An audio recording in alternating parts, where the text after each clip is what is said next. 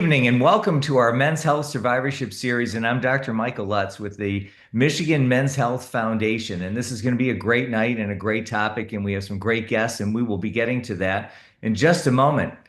We have had a lot of activities this year, and June was International Men's Health Month, and we were very fortunate to have had several successful events, such as our Cogs and Kegs, our Run for the Ribbon, and of course, we had our Mulligans for Men. And these brought many men together from all across the walks of life here in the state of Michigan to celebrate men's health, and celebrate survivorship, and actually celebrate camaraderie. So we've had a really great June, and we're now looking forward to coming up our Men's Health Month. Men's Health Month again with our Men's Health event at Ford Field. We're looking to see thousands of men join us and take advantage of free screenings throughout the day at Ford Field. And one of our guests was actually there last year and took part in that event to actually see what it's like to see thousands of men come together for free screenings. I'd also like to thank some of our sponsors and partners because without them, an event like this would never take place. So I want to thank Corewell Health, the American Cancer Society, Blue Cross Blue Shield of Michigan, Blue Earth, and Neil King Physical Therapy. Today's topic is about hematuria, and hematuria is when you have blood in your urine. And that can be scary. If you see blood in your urine, that can be very scary. And I actually had that happen to me back when I was 21, and it scared the bejeebers out of me. And I knew better. But when it happens and will scare you. So gross hematuria is when you can see it, when you see the red blood cells change in the color of the urine to red. And sometimes, in addition to having blood in the urine, you might even pass a clot, which is coagulated blood that goes with that, which can scare you even more.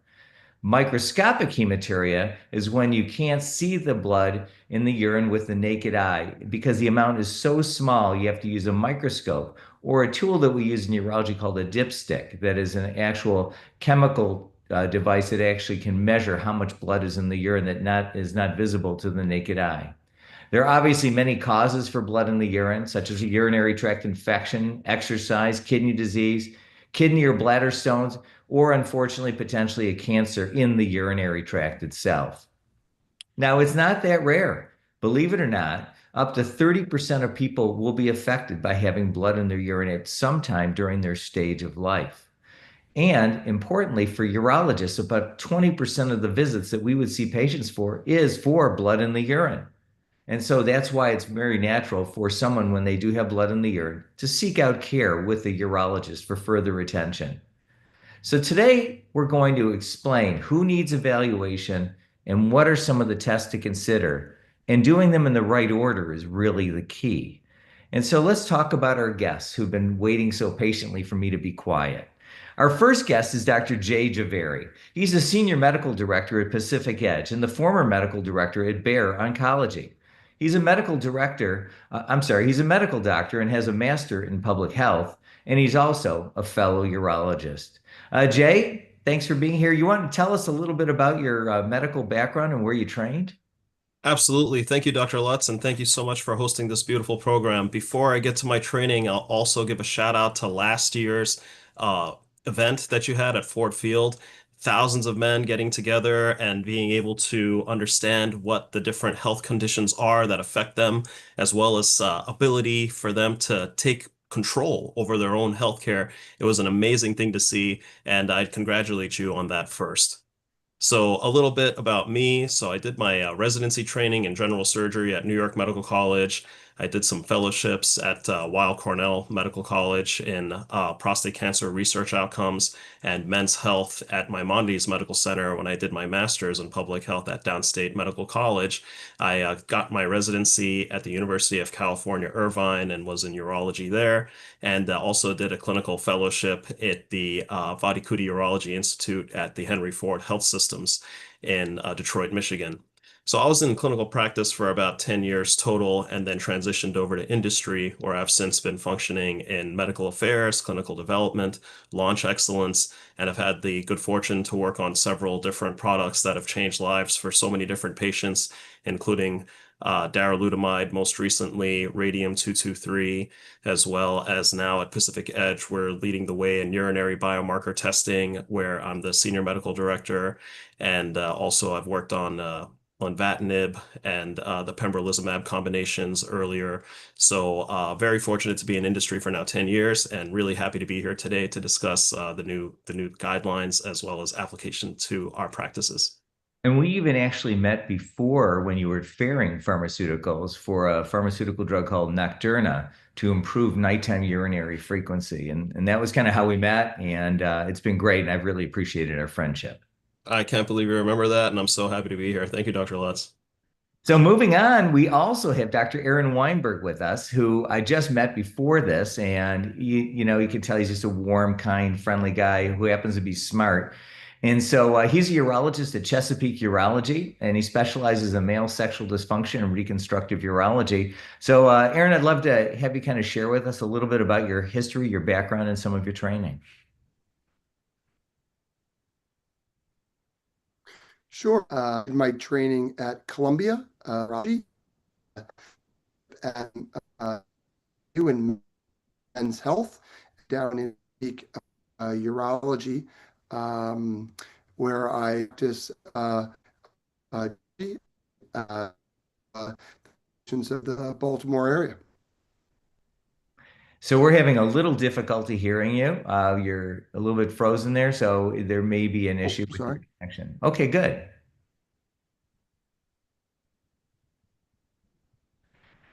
Yes. Got you now. We see you now, so we're good. Thank you, Aaron, and thanks for sharing your story I'm gonna with. start, let me start over again. Okay.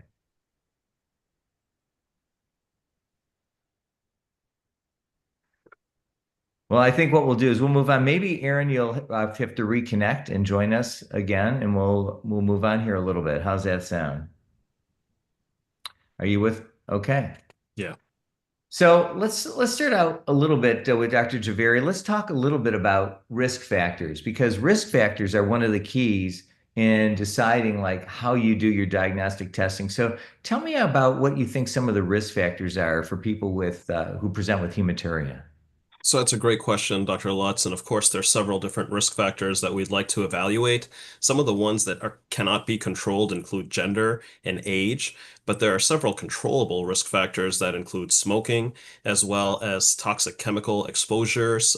Several people who served in the military may have been exposed to radiation and or Agent Orange.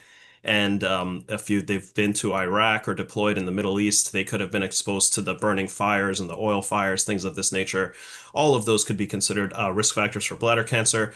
And of course, family history plays an important role, as well as certain hereditary cancer syndromes, including the hereditary non-polyposis coli or the Lynch syndrome.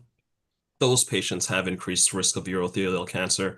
So a lot of different things to kind of think about. And again, some of them are modifiable, some of them are unmodifiable. And I would love to hear Dr. Weinberg's considerations also about what kind of risk factors he evaluates, because for us, we look at all of them. And for clinical practitioners, there's some that are really more important than others. So please, sir. Thank you very much, and I apologize for any technical before. I think I'm doing well now. And so for me, just as you said, taking a look at the patient, talking to them, seeing what they brings them into the office. I have a lot of avid runners, people, especially now with the summer, big trail running, and obviously exercise-induced hematuria is also common. We also know that the prostate is part of the sexual organs in the man, and sometimes intimacy and ejaculation can also induce hematospermia and possible subsequent hematuria. I think to what Dr. Lutz said is blood in the urine is a very startling finding, especially for men. And I think that sort of sometimes just taking a moment to sort of hear a little bit about the patient's story, the patient's journey, about what brought them to that episode, how frequent were the episodes, was it uncomfortable, was it when they the urine, or what was their discomfort, and getting a little bit more in terms of severity and symptoms. So just out of curiosity for the both of you, why do you think it is, and I'll start with Dr. Javeri, why do you think it is that men have a higher risk of having blood in the urine and have potentially more serious consequences than women? Well, That has actually been studied in quite a few elements of literature, and we usually see that the proportion of men to female, male to female ratio is considerably higher. And that's usually ascribed to two things. One is a preponderance in smoking. So men tend to use tobacco products, smoking products just more consistently than females. Although in a dubious way, females are catching up over the course of decades. They do smoke more, so they are narrowing that gap. But still, it's about 3 to 4 to 1 for male patients to female patients. So that's one major thing that people look at, and their behavior is, of course, associated with that. And then men are also likely to have jobs that might expose them to radiations. And people who serve in the military, I go back to this again, many of them are men. Of course, there are females in the military as well, but people who are working with jet fuel and delivering different chemicals and working in pesticides maybe they tend to have a lot of gender and then occupational exposure. So both of those combined tend to make things worse. So important to look at those elements. And do you think if somebody quits smoking, they can actually reduce their potential risk for an underlying urinary tract malignancy? I think so, that if you are able to stop the offending agents from coming into the bladder, there has to be some effect on reducing the risk. I know that if you triple up and quadruple up and continue to add, there is a dose response relationships that show if people are, 2 pack a day smokers or 4 pack a day smokers, their likelihood goes up even more. So stopping, reducing, eliminating is always best, and there is some benefit to doing it even today, even if you smoke for 30 years, I think. As a foundation, we support our first responders, particularly firefighters. And we all know that after 9/11, there was a significant proportion of firefighters that came down with malignancies and early death. And what people don't realize is that when they're putting out fires, afterwards, there's a lot of volatile organic compounds that are in the air that they breathe and come in contact with their skin after the fire is out, but there's still these toxic chemicals within the air and in the surrounding environment. And so that's why there's such a preponderance of some of these secondary malignancies that we see in our firefighters. And they seem to be a population at risk, not just for bladder cancer, but for skin cancer, testicular cancer, and prostate cancer. While you were away, Aaron, we Yeah, to talked that about point, you. Oh, I was just going to ask you a question. When a patient comes to your office, you kind of alluded to this a little bit before, but I was going to have you kind of expand on it. Like, what is some of your initial conversation when somebody presents with hematuria, whether it be microscopic or gross hematuria? And my last part of that question is red urine always hematuria? good question. Good question. I'll break out the first one first and say when patients come to see me for hematuria, they often are unaware of why they're in the office. And what that usually means to me is that it's microscopic hematuria. Because as you said before, microscopic hematuria is a diagnosis that a lab makes. It's not a diagnosis that the patient makes. And so oftentimes on their routine, in addition to blood work that they're getting from their primary or urine test. And when patients come to see me for microscopic hematuria, it's more sort of pulling out from them what is their history? What have they been doing? Do they smoke? Have they been exposed to carcinogens as before? Do they have a family history of malignancies? Do they have a family history of kidney disease? And getting out more of that history.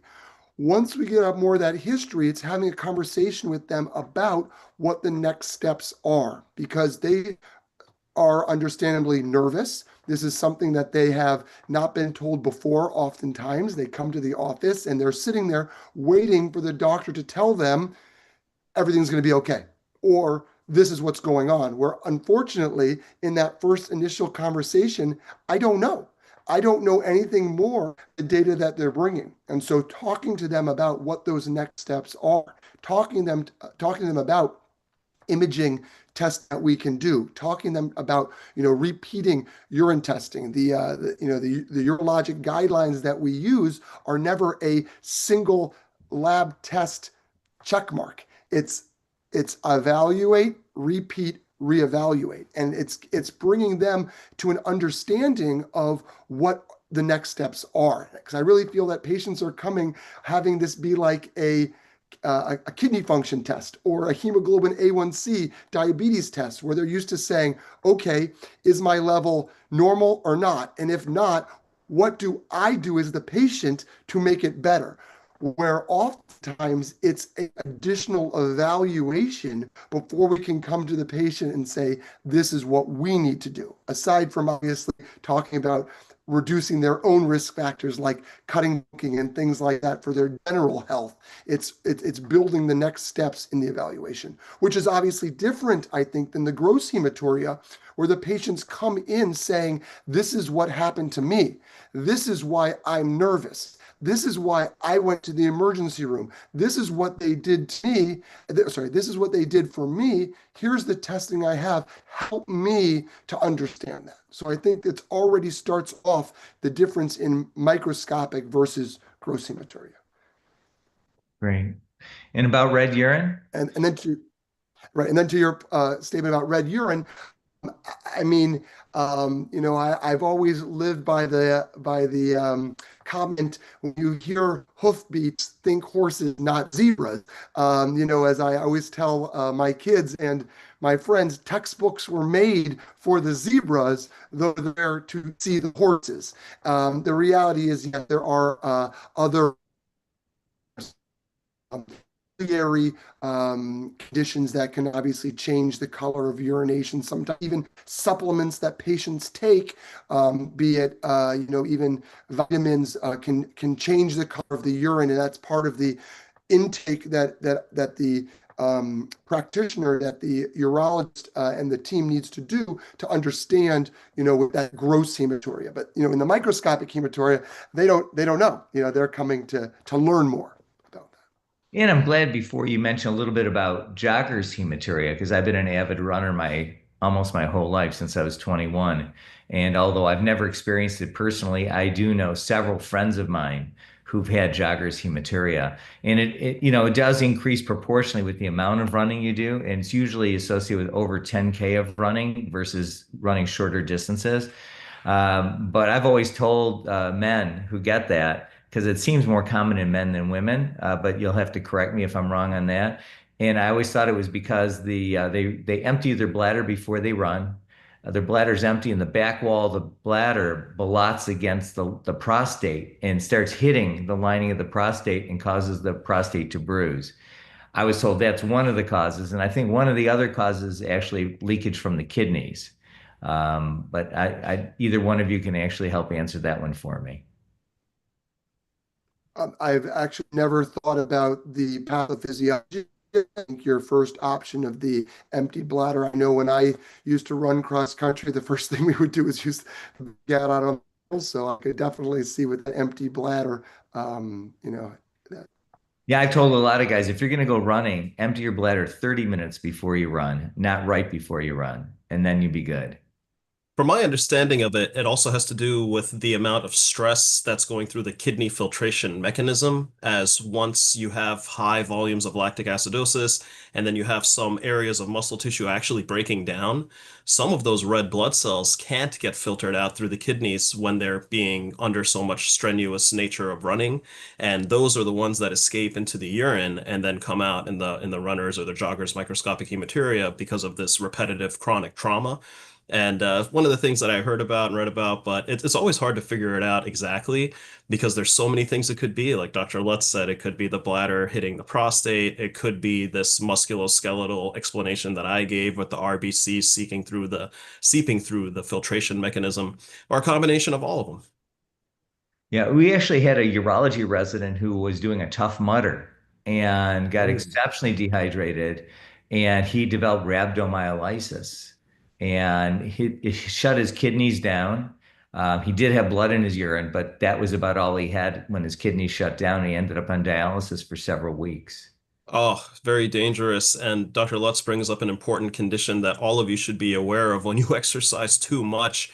And this was actually something that was associated with a company that cycles a lot. I'm not going to name the company, but recently they took a lot of bad PR because people were exercising so much that they were developing this condition called rhabdomyolysis. Rhabdo meaning skeletal, so skeletal, myo meaning muscle, and lysis meaning the rupture of skeletal muscle tissues. So rhabdomyolysis literally means you ruptured your muscle because you exercised too much. And now the blood smashes through your kidneys, starts making you go into renal failure, and that's what Dr. Lusk explains happens to this doctor. And frankly, I've seen it in my own practice, and it's more common than people would think. Dr. Weinberg, any thoughts about exercise-induced hematuria? It seems.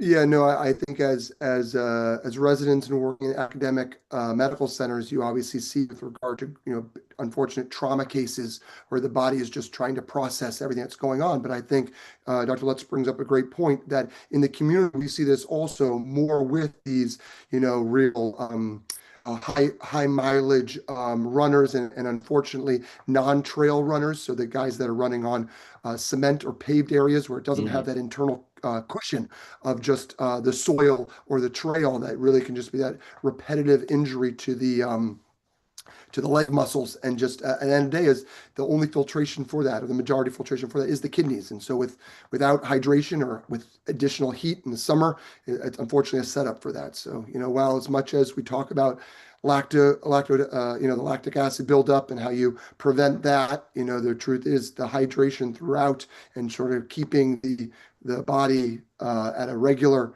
safe cadence is important. Yeah. Staying hydrated is the key. So, Dr. Weinberg, one of the biggest fears when somebody presents with blood in the urine is the underlying risk of a malignancy or a cancer in the urinary tract. And so I'd like to know what kind of malignancies can cause blood in the urine. Um, we'll just start with that. Oh, the great question. So obviously, as a urologist, and definitely for men, it's all of the organs of the GU system, the genitourinary system. So obviously, from the top, kidneys being a kidney tumor, could be a tumor within the renal pelvis or the lining of the kidney that collects the urine, as well as the ureter or the tube that drains the urine from the kidney to the bladder. Obviously, you could have a bladder cancer, prostate cancer, which is the next organ on the way for urine to get out, and then the urethra, which is the urine the prostate, the outside world, could get the urethral cancer. And then in a woman, really those exact same organs, obviously without the prostate, could be a source of malignancy simply because those are the cells that the urine is passing by. And just like any malignancy where those tissue structures just not as um, organized as normal and healthy tissue, there's breaks and cracks within those tissues. And again, it does not take much. If anyone's ever made fruit pie or fruit dye, with kids, it just takes a very little bit amount of dye to make an entire container of fluid. And so just a malignancy anywhere in that urinary system with impacting dye can cause that gross bacteria that So Dr. and Weinberg, can be very nerve-wracking. in follow-up to that question, besides the presence of blood in the urine, are there any other symptoms or signs that are indicative of an underlying malignancy in the urinary tract?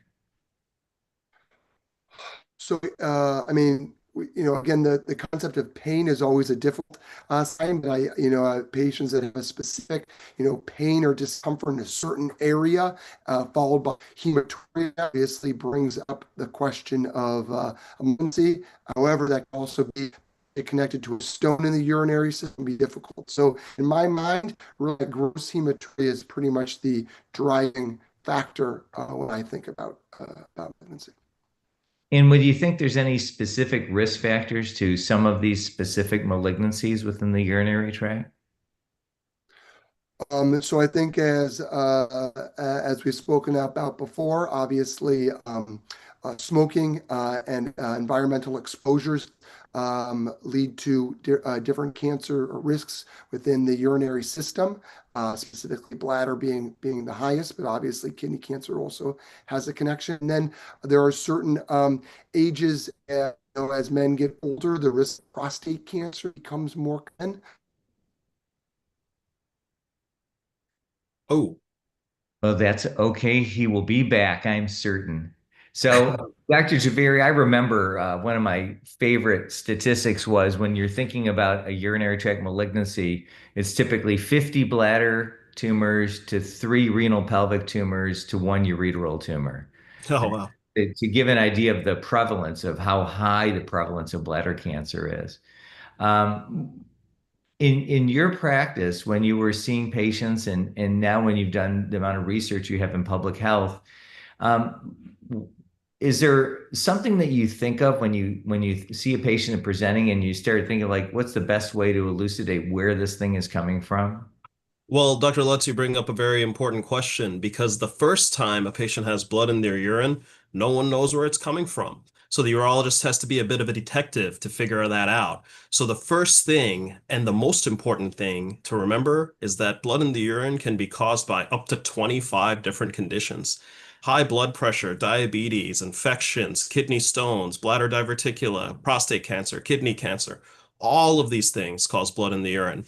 So how common is it that microscopic or visible gross blood in the urine actually leads to a bladder cancer diagnosis? Fortunately, I'm familiar with those data. Yeah. So, in a low risk microhematuria patient, the incidence of bladder cancer or developing bladder cancer is about 0.5%, so less than 1%. In the high risk patient with microhematuria, that number goes up to 6.5%. In patients with gross hematuria, and this was recently confirmed by the AUA as they put out a new set of guidelines in February of 2025. So in that guideline, they say that if people say see visible blood in the urine, about 13% of the time they might have urothelial cancer. And then in previous literature before this current review, it was almost a 21 to 25%. So the take-home message there is that 75 to 95% of patients who have blood in the urine do not have it because of cancer or bladder cancer. They Right. might have it because kidney stones are super common in the United States. About 10% of the population has kidney stones. And if men are over 65, they have large prostate, and those also commonly bleed. But that was a bunch of numbers. So tell me what you think, Dr. Lutz.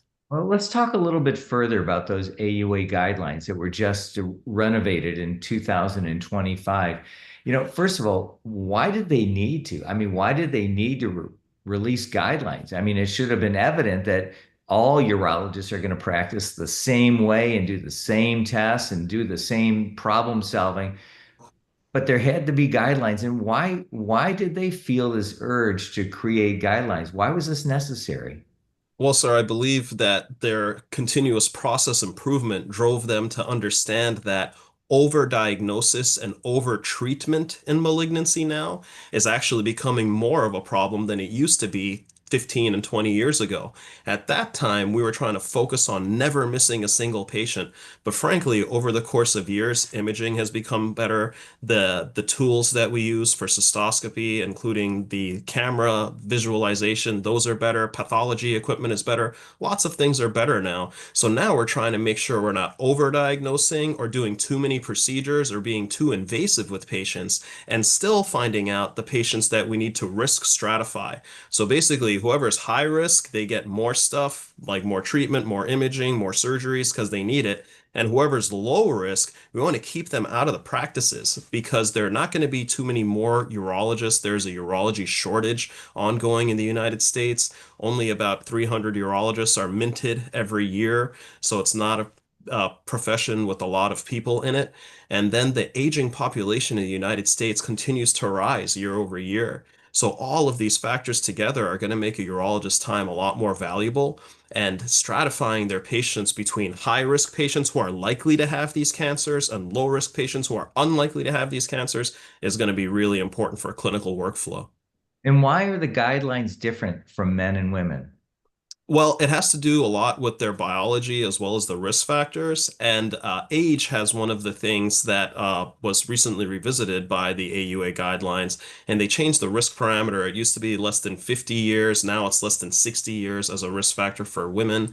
And now women, if their age alone is very high, that's actually not going to be a risk factor for considering high risk alone. So they have to have other risk factors too to get high risk. So the reason why they changed all these risk factors and changed around even the low group, they now call the low negligible group, and they don't even advise doing a cystoscopy for those patients anymore. They advise repeating the urinalysis in 12 months and seeing if it's the urine is still has blood in it, and then if it does, proceeding to more invasive workup.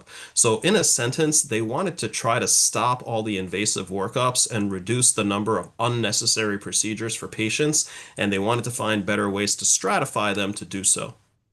I think that's great. And you know what? I can tell you that there's so many women that I put through procedures for diagnosis of blood in the urine for microscopic urine, blood in the urine presentations. And I'm so happy to see that the guidelines have really morphed into something that makes way more sense and is way more patient friendly. I think so Yeah, too. And another part of the guideline, sorry, Dr. Weinberg, it was just the last comment. Another part of the guideline is that they took a new approach to urinary biomarker testing, which has not been seen before. The guidelines were originally written in 2012, then revised in 2020, then revised again in 2024. And now in 2025 is the first time where they recommend urinary biomarker testing for patients to risk stratify them to see if they even need a cystoscopy or not, and that is in the blood in the urine hematuria setting. But please, Dr. Weinberg, I interrupted you. So, no, no, absolutely. I think to yeah, I was going to ask you a question. I think this is a good time to have Dr. Weinberg talk a little bit about what are some of the tools we can use to detect bladder cancer. We know that bladder cancer is the number one malignancy within the lining of the urinary tract. So talk a little bit about the advances and how things have changed because, we had in the olden days, we would do cytology. We then did flow cytometry. We did fish testing. And then we've moved on now, and now we have the urinary biomarkers. How do these work, and why are they so much better than what we've had in the past? Well, I think the first thing is uniformity. I think that when you do a cytology test, that cytology test has to be read by a lab. So there are national labs and there are academic labs, and they are sometimes read by a specific GU or urological pathologist with additional training versus a general pathologist. Some of them are automated and some handwritten. And I think that as medical care has changed, more and more of these national labs are taking over for some of these testing, and there are certain guidelines that follow on whether it is negative or atypical or positive. And to become negative, there is a very clear negative. And to become positive, there's a very clear positive. The atypical is this very difficult sort of larger Venn diagram where there's um, not a lot of credence that the urologists get when they get an atypical cytology, because we know that that could be connected to inflammatory urinary tract infections or even post urinary tract infections, even post instrumentation. Someone who's had a catheter in the past, up to a couple months have a atypical cytology. And so, as a urologist myself, I really don't trust the cytology, especially when I have a intermediate or high risk patient. I want more information. And so for me, and what I've been really excited about is with the CX bladder testing, because it really allows me to get more information from a urine test with the goal to actually, honestly, help prevent needing a cystoscopy. I'm going with the goal, you said, Dr. Lutz, to do less. There are a lot of patients that I see with microscopic hematuria that, are nervous, they're anxious, and, they want to feel being taken care of. They want to feel that they're safe, but they also don't want tests that they don't need. And so it's difficult sometimes to sit there and be able to tell them, we don't need to do this test. But if I have additional information where it has high negative predictive, very high negative predictive value and very high testing rigorousness on the side, I can feel comfortable and confident that I can give them a plan of action that supports it. So Dr. Javeri, what is the mechanism of action of these urinary biomarkers, and what's the best way to explain their efficacy to a patient so that they can understand why this test is actually being done? Yeah, what a great question. And I've recently had the pleasure of learning a great deal about this.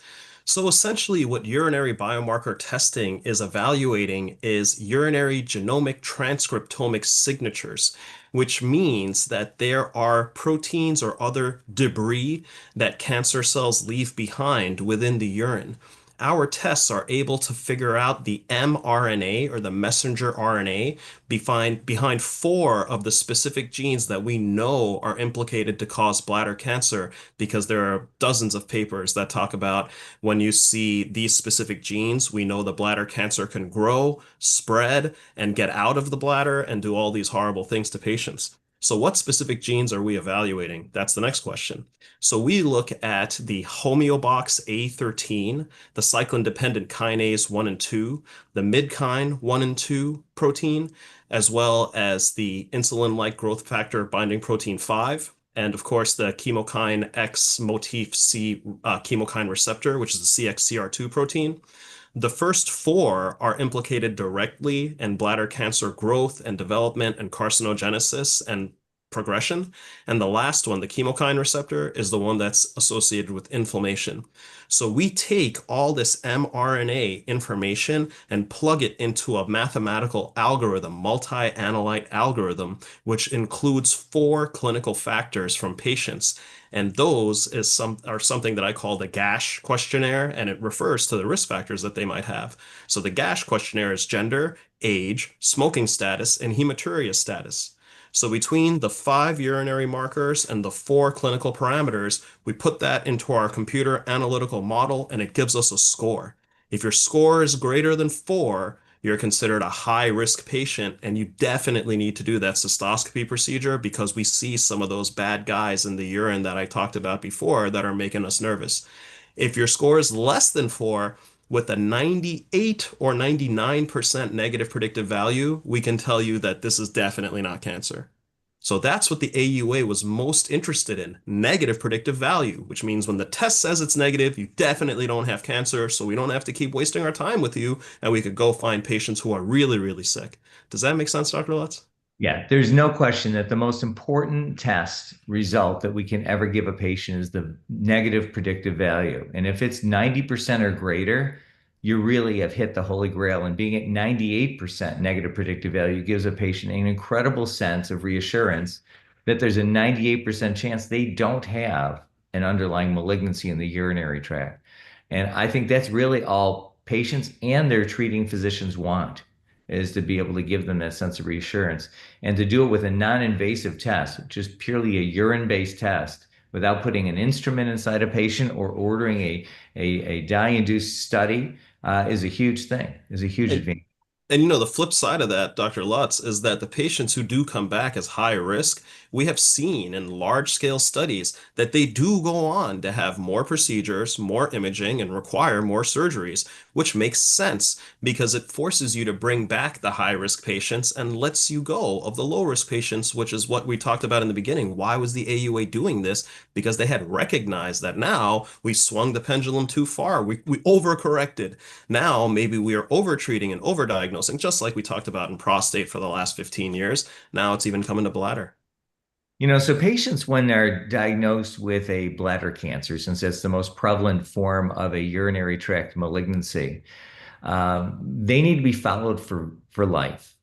And it actually was Dr. Willett Whitmore, who is considered the father of urologic oncology, who coined an expression that I memorized when I was a resident. And the word was polychronotopism. And the word was developed because poly stands for many, chrono for time, and topism for place. And that is how we define bladder cancer as a polychronotopic disease because it can occur anywhere within the urinary tract at any time, any place. And so I've always thought of this whenever I treated a patient with bladder cancer about this polychronotopic disease. And so that's why they need to be followed long term. And as people are living longer, these urinary biomarkers are going to become way more valuable in determining how to follow these people less invasively on a longer term basis. And so I give a lot of credit to you for this. Recently, Deion Sanders was in the news. And for many people who know Deion Sanders, he talked about his bladder cancer journey where he actually had to have his bladder removed. Now, that's not very typical because the majority of bladder cancer is superficial. So I was hoping that maybe Dr. Weinberg can talk about, how do you manage many patients with bladder cancer? How do you follow them now that they are living longer? Great question. I think that this is, I would think about as a benefit for these biomarkers. So since he's gone away just for a little bit, I'm going to have Dr. Javeri answer the next question. Um, you know, the we're in a world now where we're adding amazing technologies. Back when I was a resident, one of my research topics was growing bladder cancer cells in a petri dish to look at the genetics of the bladder cancer cells and to predict which ones, based on their genetics, were going to go on and become invasive and which ones were going to recur. And it would take me weeks to look at just a couple of cells, whereas now you can look at hundreds of thousands of cells in seconds with flow cytometry. And now that we've now surpassed that, we're now looking at mRNA fragments and pieces of cellular material as a predictor of disease and disease status and disease progression. So I just was curious, what do you believe are going to be some of the future opportunities for urinary biomarkers as we look down the road? Well, that's a great question, and actually something that we take very seriously here at Pacific Edge. And we actually have a new test that we've already created and performed the analytical validation as well as the clinical validation. And we have some manuscripts that are currently embargoed. So sorry, guys, I can't share all the data with you, but I can share that it's going to be a multimodal test where right now we're evaluating the 5 mRNA biomarkers that we looked at that I mentioned before.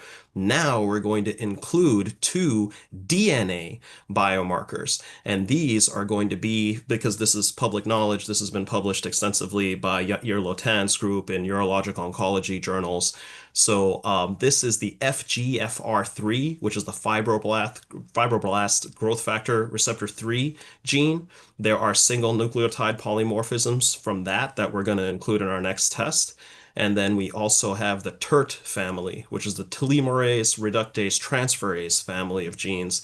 And those 6 total SNPs, we call them, for single nucleotide polymorphisms, when you add that to the previous 5 that we talk about, we get the optimal test performance characteristics that we've ever seen in urinary biomarker testing. And as soon as the publication is available, you'll be the first to know about it, Dr. Lutz. Got it. Is any of your research looking towards prostate cancer screening? Absolutely. In fact, we recently had a member meeting with the board of directors in New Zealand. Our company is based out of New Zealand, so we have our leadership there. And they discussed women's health as one parameter, prostate as another area of focus, and bladder being our flagship area for our portfolio development. As you know, we have the first and only level A recommendation from the AUA for our triage test in the evaluation of patients with blood in the urine, the microhematuria and hematuria condition we were talking about. And that, of course, is based on the randomized control trial that, again, Professor Lotan performed that revealed a sensitivity of 90%, a negative predictive value of 99%. And in that study, 59% cystoscopies were avoided by the patients who were using the CX bladder triage test. So Great. this is essentially what we're looking at for the future. Tell me, sir. That's great. I'm glad Dr. Weinberg's back. I saved a question for you because I really wanted to get your thought on that. Well, I guess it's not going to happen. So I want to take a moment. We're just going to close with just saying thanks to Dr. Javeri and Dr. Weinberg for being here, and Dr. Weinberg for not being here right now. But we're really glad to have both of you because this was a great conversation about blood in the urine, which is not as isolated and as rare as many people believe it is. And especially for someone like myself who actually experienced it. And also, as a urologist, having treated thousands of people with blood in the urine and also with underlying malignancies in the urinary tract. So, understanding the clinical significance of it and seeing the incredible value in the advances of urinary biomarkers to actually change the way we look at bladder cancer as well as the way we look at screening for urinary tract malignancies in the future and taking care of people, doing it better and doing it smarter. I want to let people know that if you are in the Detroit area or in southeastern Michigan and you want to really experience an incredible event, I want you to come take advantage on September 20th to come to Ford Field and attend our free men's health event. The tests we're going to be offering this year are going to be incredible. For the first time ever, we're actually adding a pair of blood tests called HSCRP, which is high sensitivity CRP, or C-reactive protein, and the other test is LPA, which is lipoprotein A. These two tests in combination, which only need to be performed once in a lifetime, will actually tell you whether or not you're at significantly increased risk for cardiovascular disease or not. Because this is the bad portion of LDL in your bloodstream. And this is kind of like the big news in heart health is measuring your LPA. So if you haven't had one done, you can come to our men's health event and get it done for free. So come to our event. It may save your life. It could save a friend's life. So bring a friend, bring someone in your family, bring people you care about, someone you love, because you might just save their lives as well as your own. I also want to thank our sponsors for tonight's event from Corewell Health, the American Cancer Society, Blue Cross Blue Shield of Michigan, Blue Earth, and Neil King Physical Therapy. If you have a topic that interests you, something just like microscopic blood in the urine or prostate cancer or heart health, feel free to contact us and send it to our information at michiganmenshealthfoundation.org. Just to let you know, I want to tease a little bit in 2026. We're going mobile with our toolbox. We are developing and implementing a Michigan Men's Health mobile van for screening in the communities throughout the state of Michigan. We'll be partnering with organizations in other states around the country to actually be 1 million strong and get 1 million men screened over the next 10 years here in the United States to prevent men from experiencing the ravages of progressive or late stage prostate cancer. If you want to do something great in your community, volunteer. We can always use volunteers. Anybody who's interested in being a part of our cause or our mission or just wants to do something different, come to our men's health event and volunteer. You can do that online. If you want to support our event, we would appreciate that as well. And always you can donate to the Michigan Men's Health Foundation to actually help us advance our cause here in the state of Michigan. And again, I just want to thank Drs. Javeri and Weinberg for being here tonight, and thank you very much for listening in. Thank you, Dr. Lutz.